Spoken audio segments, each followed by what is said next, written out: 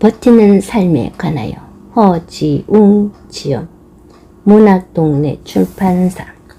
작가의 말. 마음속에 오래도록 지키고 싶은 문장을 한 가지씩 준비해 놓고 끝까지 버팁시다. 제가 좋아하는 이야기가 있습니다. 사람의 인중에 관련된 이야기입니다. 세상으로 나가기 전 천국에서 대기를 타고 있던 아기들은 사실 세계의 비밀과 원래에 대해 모든 걸 알고 있었습니다. 그래서 구름 아래 인간 군상들을 바라보며 까르르 까르르 많이도 웃습니다. 그러나 마침내 어머니의 자궁을 통해 세상 빛을 보게 될 첫걸음의 순간 천사가 다가와 그간 천국에서 보고 듣고 익혔던 모든 것들을 잊어버리라며 아기의 입술에 손을 가져다 댑니다. 입단속을 시키는 거지요. 쉿. 그 손자국이 남아 사람의 인중이 되었다는 겁니다. 그 비밀이 무엇이었을까? 저는 종종 상상해 봅니다. 뭐가 그리 대단한 비밀이었을까요? 저는 그 비밀이야말로 우리가 다음 세대에게 물려줄 가장 좋은 것은 무엇일까? 라는 고민과 다 있을 것이라고 생각합니다. 사람마다 계기는 다르겠지만 누구나 그런 질문의 순간 앞에 선다고 믿습니다. 먼 훗날 시간과 노력을 기울여 그것을 고민할 수 있도록 천사가 기억을 지워버린 건지도 모르겠습니다. 88만원 세대는 20대 문제에 관한 공공의 관심을 불러일으킨 바 있습니다. 그로 인해 촉발된 세대론 논쟁이 얼마 지나지 않아 결국 아프니까 청춘이다 식의 자기개발 마케팅으로 수렴되는 과정을 지켜보며 저는 무척 속이 상했습니다. 그것은 세대론 자체의 필연적인 한계로부터 빚어진 것이었습니다. 지금과 같이 부의 편차와 이해관계가 심화된 사회에서 단지 세대 경험의 공유만으로 많은 것을 퉁쳐버리는 논리는 한계를 드러낼 수밖에 없는 것입니다. 물론 88만원 세대는 세대론을 전면에 내세우되 사실상 모든 건 계급의 문제로 환원될 수밖에 없음을 강조했던 책이었습니다. 그러나 늘 기억되는 건 책의 제목과 한 줌의 마케팅 문구뿐이지요. 아프니까 청춘이다도 그렇고요. 다음 세대에게 물려줄 수 있는 가장 좋은 것은 무엇일까? 다른 훌륭한 분들과는 달리 제게는 성공의 해법이나 어른이 되는 빠른 길에 관하여 달리 뾰족한 수가 없습니다. 다만 이거 하나는 확실히 이야기할 수 있습니다. 버텨내는 삶의 자세가 세대와 계급을 초월해 모두에게 얼마나 소중한 것인가. 참 별거 아닌 인간이라는 존재가 아주 가끔 숭고해 줄 수 있는 기회가 바로 그 버텨내는 자세로부터 나온다는 이야기 말입니다. 버티는 삶이란 웅크리고 침묵하는 삶이 아닙니다. 웅크리고 침묵해서는 어차피 오래 버티지도 못합니다. 오래 버티기 위해서는 지금 처해 있는 현실과 나 자신에 대해 냉정하게 판단할 수 있는 훈련이 필요합니다. 그래야 얻어맞고 비난받아 찢어져 다 포기하고 싶을 때마저 오기가 아닌 판단의 근거에 버틸 수 있습니다. 요컨대 버틸 수 있는 몸을 만들자는 것입니다. 우리는 버텨야 합니다. 버티는 것 말고는 답이 없습니다. 어느 누가 손가락질하고 비웃더라도 우리는 버티고 버티어 끝내 버텨야만 합니다. 그래서 끝까지 남아야만 합니다. 저는 모든 종류의 당위성을 좋아하지 않습니다. 그러나 그 주제가 버티는 것이라면 당위가 되어도 좋습니다. 제 인생이 달고 달아 한 줌의 비웃음밖에 사지 않더라도 끝내 그거 하나만은 챙기고 싶습니다. 그래도 꽤 오래 버텼다 라는 말입니다. 이 책은 버티는 것만이 유일하게 선택 가능한 처세라 믿어왔고 앞으로도 그 외에는 딱히 별 방도가 없다. 여기는 자의 인생사 중간 갈무리입니다. 첫 번째 에세이 이후 5년 만입니다. 그 사이에 한국의 60년에서 80년대 공포 영화사를 다룬 책과 소설 한 권을 썼습니다. 이제 다시 두 번째 에세이를 펴냅니다. 지금은 절판된 첫 번째 에세이의 글이 몇 개 남아있고 대개 그간 신문과 잡지에 연재했던 칼럼과 개인적인 글들입니다. 타인의 순수함과 절박함이 나보다 덜할 것이라 생각하지 말고 절대 악과 절대 선이 존재하는 세상을 상정하며 어느 한편에만 서면 명쾌해질 것이라 착각하지 말되 마음속에는 올해도를 지키고 싶은 문장을 한 가지씩 준비해 놓고 끝까지 버팁시다. 우리의 지상 과제는 성공이나 이기는 것이 아닌 끝까지 버텨내는 것이 되어야 합니다. 버티고 버텨서 다음 세대에게 후하고 창피하지 않은 우리가 됩시다. 버티고 버텨서 앞선 세대에게 손을 내밀고 관용할 수 있는 우리가 됩시다. 마지막 순간까지 버티고 버텨 남보기에 엉망진창이 되더라도 나 자신에게는 창피한 사람이 되지 맙시다. 저는 와 저 자식 아직도 쓰고 있네 라는 말을 들을 때까지 버티고 버티며 징그럽게 계속 쓰겠습니다. 여러분의 하도는 무엇입니까? 나는 별일 없이 잘 산다. 야간 자율학습을 마치고 집에 들어왔다. 추운 겨울밤이었다. 집에는 아무도 없었다. 가방을 내려놓자마자 컴퓨터를 켜고 PC통신에 접속했다. 색을 살펴보다가 가스레인지에서 물을 올려놓고 TV를 켰다. 지금 라면을 끓이면 엑스파일 시작하는 시간에 맞출 수 있을 것이다. 익숙하고 좋은 밤이었다. 전화가 오기 전까지는 그랬다. 전화벨이 울렸다. 라면 스프를 털다 말고 전화를 받았다. 격양된 목소리가 흘러나왔다. 누구랑 전화를 그렇게 오래 하냐? 아니 그게 아니라 PC통신하고 있었는데 엄마였다. 내 말의 끝자락을 잘라먹고 엄마가 비병을 지르듯 말했다. 여기 작은 외삼촌 집이다. 택시 타고 얼른 와서 데려가라. 아무래도 목소리가 심상치 않아 나는 라면 먹기를 포기하고 집을 나섰다. 군데군데 얼어붙은 길을 총총 걸음으로 건너 택시를 잡아탔다. 중흥동 가주세요. 택시를 타고 가는 내내 나는 무슨 일일까 궁금했다. 아마 외삼촌과 싸운 모양이었다. 지난 수년간 나와 내 동생은 엄마와 살았다. 부부가 갈랐으면서 엄마 가족이 있는 광주로 이사를 왔다. 외가는 강주에게 알려진 부잣집이었다. 외삼촌들은 사업을 하거나 정치를 했다. 어렸을 때는 방학에 이곳을 찾아 외가의 사촌 형들과 노는 것이 사는 낙이었다. 1년 내내 가장 기다리는 만남이었다. 아무튼 그건 우리 어린 아이들의 사정이었고 어른들의 사정은 또 달랐던 모양이다. 유산인 남자 형제들에게만 돌아가는 바람에 얼마 전부터 전화로 고성이 오가는 일이 잦았다. 외삼촌 집들이 모여있는 아파트촌에 도착했다. 원래 의 할아버지 집은 여기서 몇백 미터 떨어져 있지 않은 큰 양옥집이었다. 할아버지 할머니가 돌아가신 뒤 재산을 정리하면서 삼촌들은 여기 아파트를 마련했다. 추억이 많은 외할아버지의 양옥집은 지금 고깃집으로 바뀌어 있었다. 계단을 걸어 올라가 작은 외삼촌 집에 도착했다. 초인종을 눌렀고 문이 열렸다. 현관문을 열고 들어갔다. 어떤 광경이 펼쳐지고 있었다. 외삼촌이 우리 엄마의 뺨을 사정없이 내리치고 있었다. 그 옆에는 외숙모가 팔짱 끼고 서 있었다. 그냥 그대로 세상에 멈춘 것 같았다. 머리가 띵하고 땀이 났다. 내가 온 곳을 눈치채고 외삼촌은 손을 거두었다. 나는 그 큰 평수의 아파트 거실을 천천히 가로질러 엄마 앞에 섰다. 엄마는 울고 있었다. 저쪽의 방에서 나와 동갑인 사촌 여자애가 큰 소리로 비명을 질러대고 있었다. 저 여자 좀 우리 집에 오지 말라고 해. 나는 엄마 손을 잡아 일으켰다. 그리고 신발장으로 끌고 갔다. 온몸에 힘이 하나도 없는 엄마에게 신을 신기고 나도 일어났다. 그리고 말했다. 작은 외삼촌 안녕히 계세요. 내가 왜 그랬을까? 지금도 종종 생각해본다. 외삼촌은 패대기 치고 집안을 쑥대밭으로 만들 수도 있었을 것이다. 공부해야 하는데 시끄러우니까 저 여자 좀 우리 집에 오지 말라고 해라고 외치는 저 철없는 사촌의 머리카락을 움켜쥐고 온 동네를 질질 끌고 다닐 수도 있었을 거다. 그러나 나는 거저 비굴한 웃음을 흘리면서 말했던 것이다. 작은 외삼촌 안녕히 계세요. 구청장이라는 외삼촌의 직업 때문이었을까? 우리 집과는 비교도 되지 않는 그 어리어리한 아파트에 압도되었기 때문이었을까? 아니면 엄마가 창피해서였을까? 이 시간에 돈 받으러 와서 외삼촌에게 얻어맞고 있는 엄마가 창피해서였을까? 맞다. 나는 엄마가 창피했다. 이후로도 그랬다. 뭘 해보겠다며 식당에 나가서 설거지를 하다가 손목과 무릎이 상해 며칠을 들어 누워있을 때도 그랬다. 우리에게 말도 안 하고 리어카에 양말을 가득 신고 나갔다가 며칠 만에 포기하고 다시 들어 누웠을 때도 그랬다.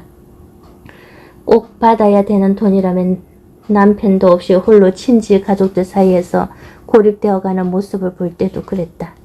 등록금과 집세를 벌기 위해 아르바이트를 하루에 3개씩 하고 50원 옆방 아저씨가 먹고 내어다 준 짜장면 그릇에다 몰래 밥을 비벼 먹을 때 우리 아버지는 교수고 어머니는 부잣집 딸인데 어쩌다가 내가 이렇게 되었냐며 어리고 치졸한 마음에 한 병짜리 방 안에서 술을 마시고 벽을 거저 찰 때마다 나는 부모로서의 엄마가, 여자로서의 엄마가, 어른으로서의 엄마가 창피했다. 그래서 또한 동시에 나는 그녀에 대해 늘 근심하고 연민을 느꼈다. 안타깝고 슬펐다.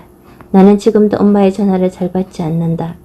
챙겨주려는 말들이 귀찮게 생각되기 때문이기도 하지만 무엇보다 그녀와 나 사이에 얽혀있는 감정들이 새삼 밀려오기 때문이다. 그러면 자꾸 내가 엄마를 다그치고 거꾸로 훈계조가 되는데 이건 서로를 위해 별로 좋은 일이 아니다. 나는 이미 오래전 가족의 신화에 대해 모든 신뢰를 잃었다. 그보다 우리는 서로를 가족이 아닌 하나의 인간으로 대하는 방법을 드디어 배워왔다. 그날 밤 돌아오는 택시 안에서 엄마는 내게 말했다. 엄마가 맡고 있는데 욕을 못해줄 망정 인사를 하고 나오냐 너는? 그때 내가 뭐라고 대답했는지는 기억에 남아있지 않다. 다만 한 가지는 확실하다. 나는 그날 이후 영영 달라졌다. 힘들 때마다 내 비굴한 웃음을 기계적으로 떠올리며 그날의 나를 해명하기 위해 살아왔다. 그 웃음을 떠올리면 아무리 나쁜 것도 마냥 나쁘게만은 보이지 않고 제 아무리 아름답다는 것도 마냥 아름답게는 보이지 않게 되었다. 자신이 받은 알량한 상처의 총량을 빌미로 타인에게 가하는 상처를 아무것도 아니냐 무마해버리는 비겁함을 쉽게 감지할 수 있게 되었다. 우리는 모두 상처받으며 살아왔고 앞으로도 그럴 것이다.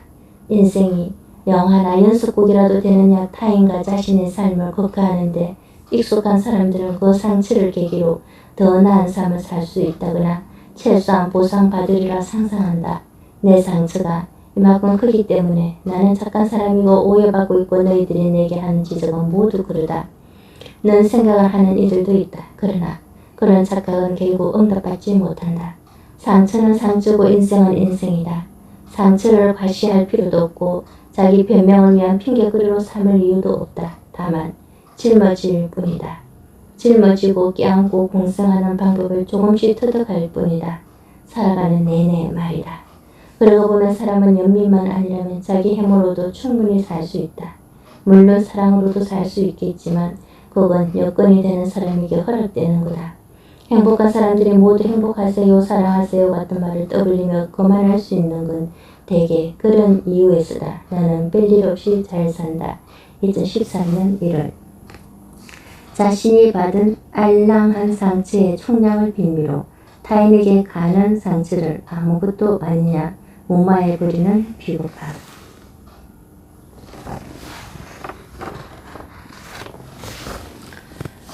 우리는 모두 상처받으며 살아왔고 앞으로도 그럴 것이다. 상처는 상처고 인생은 인생이다. 상처를 과시할 필요도 자기 변명을 위한 핑계거리로 삼을 이유도 없다. 다만 짊어질 뿐이다. 짊어지고 껴안고 공생하는 방법을 조금씩 터득할 뿐이다. 살아가는 내내 말이다. 우리는 모두 별로다. 얼마 전 방송 녹화 중에 우리는 모두 별로다 라는 말을 했다. 우리는 되게 별로다. 여러분도 별로다. 물론 내가 그 중에서 제일 별로다. 스스로 자신이 마냥 옳고 선량하다 믿는 사람들에 의해 이 세계는 막무가내로 파괴되었고 있다는 이야기였다. 방청객들에게 투표를 오래 해보았더니 거의 대다수가 자신은 별로가 아니고 좋은 사람이라 생각한다는 결과가 나왔다. 훌륭한 분들과 함께 방송을 할 수 있어서 행복합니다. 라고 대충 뭉쳤지만 썩 개운하지는 않았다. 뉴스를 보다 보면 세상에 속살이 드러나 그 추접함과 헐거움, 촌스러움에 치를 들게 될 때가 있다. 나는 그게 근본적으로 서로 앞다투어 멋지고 잘나고 괜찮고 근사하고 옳다고 믿는 사람들 투성이라 초래된 세상이라고 본다. 그것이 체계 안의 인간이기 때문이든 태생적 한계이든 간에 관계없이 모든 인간은 모순적이고 험결투성이라고 생각한다. 아니 확신한다. 자신의 험결을 들여다보고 객관적으로 파악하지 못하는 사람은 외부 세계의 그 어떤 분야에 대해서도 고쳐나가야 할 필요성을 느끼지 못한다. 나아가 남의 험결을 공격하는 데만 혈안이 된다. 그래서 나는 내가 제일 별로라고 말하고 다닌다. 너도 사실 별로라고 말하려고. 요컨대 지금 시대가 보여주고 있는 불관용의 모습은 스스로의 댐댐이에 관해 지나치게 긍정하는 데서 출발한다는 것이다. 완전 무결하지 못한 타인을 과하게 탓하고 자신의 악행과 선량한 자의 어쩔 수 없는 선택으로 여기는 위중성이 팽배해 있다. 스스로 정말 그렇게 믿거나 혹은 그런 사람으로 보이게끔 가장하고 있는 것일 테다. 실제 타인에게 더 많이 사랑받을 수 있는 나로 화장하기 위해 오랜 시간과 노력을 기울이는 사람들을 자주 발견하게 된다. 그래봤자 세상에서 가장 많이 사랑받는 실체가 될 뿐이다. 사람은 누구도 완전할 수 없다. 책임감이 동반되는 관계를 많이 가지고 있을수록 그렇다. 나이를 먹고 경험을 쌓는다는 건 타인의 세계와 나의 세계가 그만큼 더 겹쳐졌다는 의미다. 수많은 인과유가 책임관계 안에서 사람은 나약하고 겉과 속이 다른 무슨 덩어리가 될 수밖에 없다. 후배의 소신을 지켜주기 위해 나의 소신을 감추고 무슨 덩어리 악역을 자처하는 어른들의 화석처럼 아주 드물게 남아있다. 내가 별로라는 걸 인지하는 사람은 더 나은 사람이 되기 위해 무엇을 해야 하는지 고민할 수 있다. 무엇보다 개인의 선량함이나 역량에 의존하는 방식보다 제대로 굴러갈 수 있는 체계가 시스템이 중요하다는 사실에 더 빨리 닿을 수 있다. 그건 비관이 아니다. 비전이다. 2014년 9월. 글 쓰는 허지웅입니다. 언젠가부터 글 쓰는 허지웅입니다. 라고 말하게 되었다. 어느 방송에서나 어느 자리에서나 나를 소개할 때는 늘 그렇게 말한다. 처음에 방송인이라 불릴 때 기겁을 했다. 연예인으로 호명될 때는 기함을 했다. 나는 그런 사람들이 가진 뼈아난 매력과 능력을 지니고 있지 않기 때문이다. 단지 내가 공감할 수 있는 비전을 가진 제작진과 내가 잘할 수 있는 이야기라는 조건이 맞았을 때 더불어 나의 무수히 많은 인간적 결함들조차 걸림돌이 되지 않을 수 있는 좀 개상한 행식일 때에만 방송에 얼굴을 들이밀 뿐이었다. 문제는 내가 나 연예인이 아닌데 라고 반박할 때 생겼다. 되돌아보면 그런 말 안에 나는 연예인 따위 아닌데와 같은 어감이 포함되어 있다고 오해받을 수 있었다는 걸 인정한다. 그런 생각이 스친 이후에는 작가라 부르든 기자라 부르든 평론가라 부르든 방송인이라 부르든 하물며 연예인이라 부르든 쑥스러워하지 않는다. 어찌됐든 전에도 지금도 나중에도 나는 그냥 글 쓰는 동네 행위일 뿐이다. 사회부 인턴 기자로 시작해 영화지 기자가 되고 패션지 기자로 일하다가 회사를 나와 10년 기자 생활을 청산한 뒤 칼럼과 책을 써온 지도 또다시 수년이 되었다. 그나마 내가 잘하고 좋아할 수 있는 일을 빨리 업으로 삼을 수 있었다. 내 글을 찾아주는 사람이 많았다. 운이 좋았다. 방송은 전에도 꾸준히 했다. 라디오를 오래 했다. 영화 프로에 게스트로 나가거나 진행을 하기도 했다. 그러다가 비평 프로그램과 토크 예능에 출연하면서 원인 모를 유명세를 얻게 되었다. 전에도 좁은 시장 안에서 악명이든 유명이든 이름을 내고 글을 팔았다. 그런데 이제는 유명세의 단위 자체가 달라졌다. 좀 치사하다는 생각이 들었다. 글 쓰는 게 품은 훨씬 더 많이 드는데 대체 방송이란 게 뭘까 혼자 투덜거린 날도 많았다. 평소와 똑같이 신문 연재글을 블로그에 링크했더니 이런 위험한 이야기 좀 쓰지 마세요. 허지웅 씨 때문에 마녀사냥 없어지면 책임지실 건가요? 라는 반응이 왔다. 그때는 정말 뭐가 잘못되어 가고 있구나 싶어 방송을 그만두려고 했다. 공갈과 회유의 소유 끝에 결국 붙잡혔다. 이게 사람도 좀 우스워진다. 야, 이분들은 날 좋아하네. 나는 내가 참 별로던데. 아닌 척 내심 기뻐하다가도 이유 없이 싫다는 사람들을 보면 악플을 달고 싶다. 하지만 예능과 가한 유명세도 36살에 새로 경험해보기에는 흔하지 않은 것이다. 특히 나처럼 나무 키우는 걸 기뻐하고 내 이야기하는 것보다 남 이야기 듣는 걸 좋아하는 사람에게는 손살에 칠 이유가 없는 일이다. 좋다. 무엇보다 좋은 형과 친구들을 많이 만날 수 있었다. 그렇게 밥벌이의 영역이 넓어지면서 미처 생각지 못했던 상황들도 종종 맞게 된다. 황당한 일도 많고 억울해도 억울하다 말할 못할 조리 돌림도 있으며 수치스러운 상황도 있고 도무지 얕다 못해 석자지 같은 사람의 낯짝과 거짓말을 카메라 앞이라 꾹 참고 인내해야 하는 경우도 있다. 부러 소속사를 두지 않다 보니 연예인들과 똑같은 환경 안에 있으면서 정작 보호와 관리를 받지 못하는 불안함, 현장에서 겪게 되는 서운함, 때로는 차별도 있다. 그럴 때마다 글 쓰는 허지웅입니다. 라는 말을 입으로 소리내어 발음해 본다. 저 말은 내게 전보다 더 절실한 의미가 되었다. 나는 전에도 글을 쓰지 않고서는 살 수 없었다. 글 쓰기로 여태 먹고 살아왔다. 나는 나의 이 별거 아닌 재주가 고맙고 사랑스럽다. 이제 와 나는 글을 쓰지 않으면 그냥 방송 건달일 뿐이다. 쓸 수 있는 시간도 줄어들었고 몸이 가장 많이 상했다. 그래도 컴퓨터 앞에 매일 시간을 정해놓고 앉아있는 습관은 버리지 않았다. 엉덩이는 나를 배신하지 않는다. 2014년 9월 글 쓰는 허지웅입니다. 라는 말을 입으로 소리내어 발음해본다. 저 말은 내게 전보다 더 절실한 의미가 되었다. 나는 전에도 글을 쓰지 않고서는 살 수 없었다. 글쓰기를 여태 먹고 살아왔다. 나는 나의 이별거 아닌 재주가 고맙고 사랑스럽다. 엉덩이는 나를 배신하지 않는다. 나는 당신의 후배가 아니다. 얼마 전 지인의 술자리에 초대받았다. 가서 알게 된 사실이었지만 지인이 생일이었고 사람이 너무 많았다. 예상하지 못한 광경이라 좀 당황했다. 다행히 그 자리에 있던 사람들 대부분이 내가 평소 좋아했던 연예인들에게 기분이 좋아졌다. 서서 글 쓰는 허지웅입니다. 라고 인사를 했다. 나중에 한 번 더 앉은 채로 주최자에 의해 소개되었다. 구석에 앉아있던 40대의 모 배우가 문제였다. 당시에도 어딘가 불편한 기색이었는데 나중에 들어보니 다음날 현장에서 내 욕을 그리 했다고 한다. 자기에게 와서 인사를 하지 않았다는 것이다. 거기에 부풀려 여러가지 무례한 버전의 나를 제멋대로 재단에 떠벌린 모양이었다. 그때로 돌아간다고 해도 숱한 사람들이 모인 예상치 못한 자리에서 전혀 그럴 분위기가 아닌데 혼자 굳이 돌아다니며 한 사람씩 술을 따르고 인사를 하고 웃음을 짓고 싶은 마음이 없다. 아니 상황에 따라 그럴 수도 있겠다. 너한테는 없다.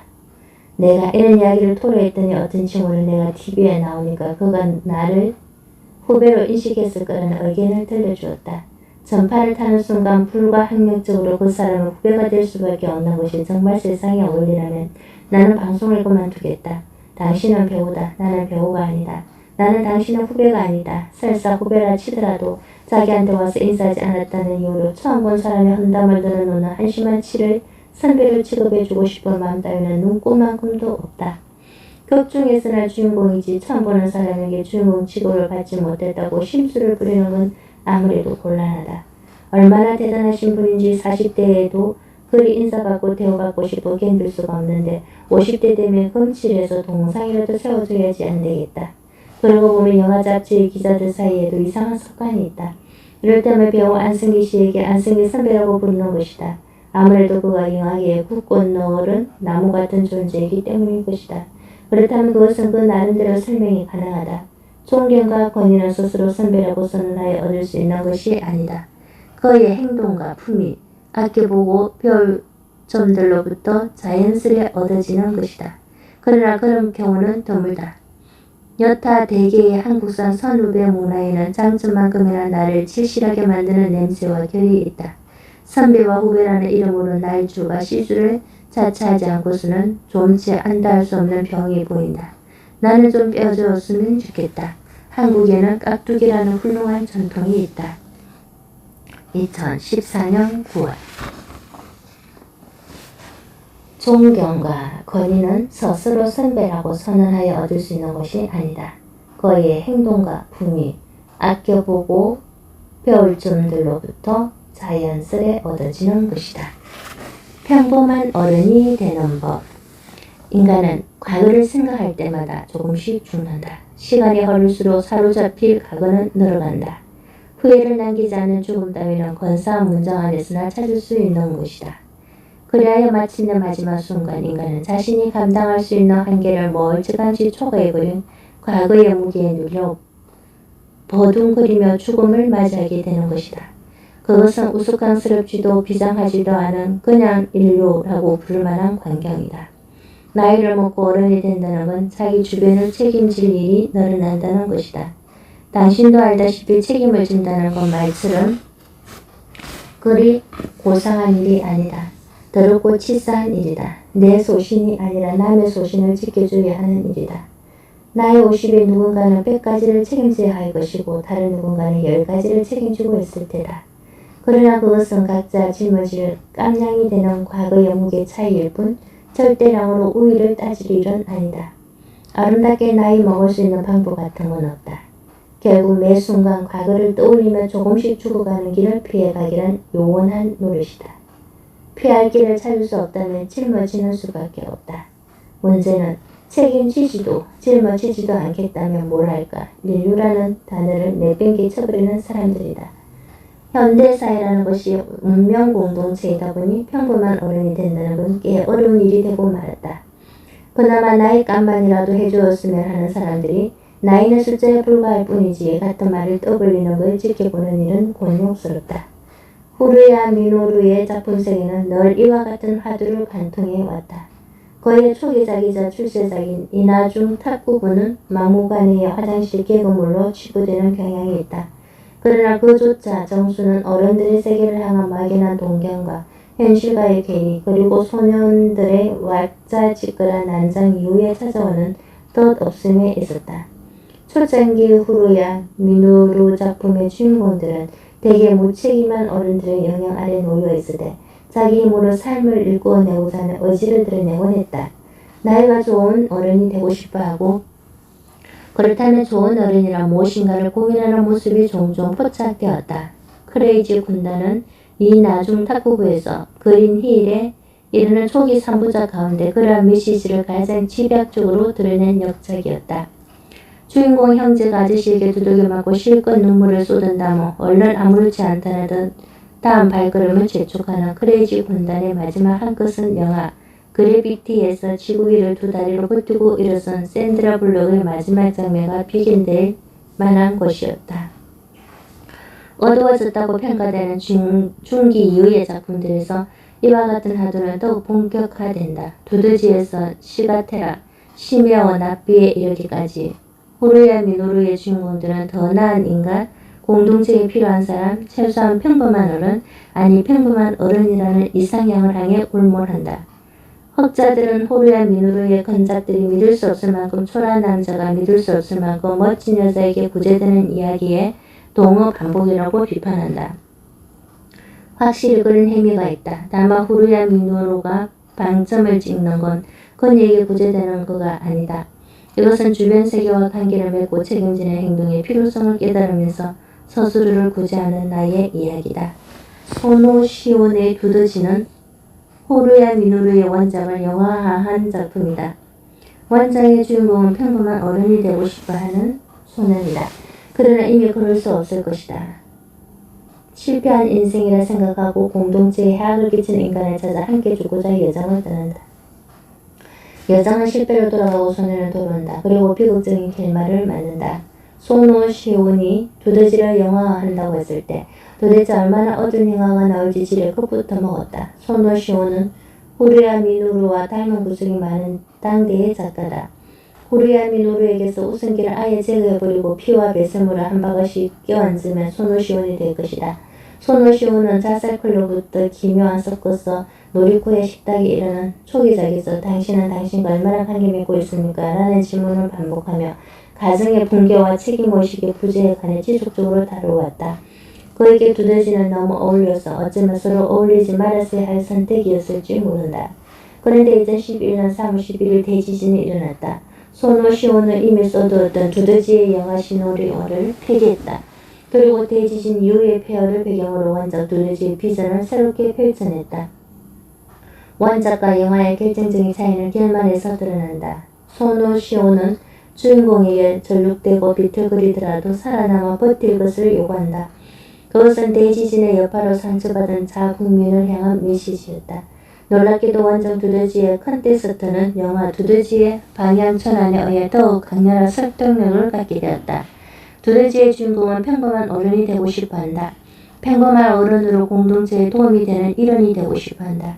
그러나 그러기에는 자신이 너무 치명적인 가오를 저질렀다고 생각해 괴로워한다. 그럴 자격이 없다고 생각한다. 그래서 비극을 향해 달려간다. 그러나 그가 이상향으로 생각하는 평범한 어른이란 바로 그런 가오들을 짊어지고 살아가는 사람들이다. 그것이 책임이다. 그것을 짊어지지 않고 도망가려는 자들 때문에 상처받았던 주인공입니다. 그렇다면 자신을 다른 선택을 했어야 했다. 그 선택이 영화 두더지에서 평행 우주처럼 갈라져 재생된다. 서로를 반복하자는 인간은 그러니까 어차피 과거를 생각할 때마다 조금씩 죽는 것이다. 그 과거에 크게 두려워하지도 슬퍼하지도 좌절하지도 말고 바로 지금 이 순간 짊어질 수 있는 꼭 그만큼씩을 가지고 살아나가면 그것이 평범한 어른이다. 호루야 미누루의 작품 속에 반복적으로 등장하는 장면이 있다. 인생을 리셋할 수 있는 버튼 이야기다. 그런 게 있다면 누를 거냐는 질문이다. 그는 우리 삶의 인생을 리셋하는 버튼 따위는 존재하지 않는다는 걸 역설한다. 아무튼 산다는 건 액정 보호 필름을 붙이는 일과 비슷한 것이다. 떼어내어 다시 붙이려다가는 못 쓰게 된다. 먼지가 들어갔으면 들어간 대로, 기포가 남아있으면 남은 대로 결과물을 인내하고 상기할 수밖에 없다. 2013년 11월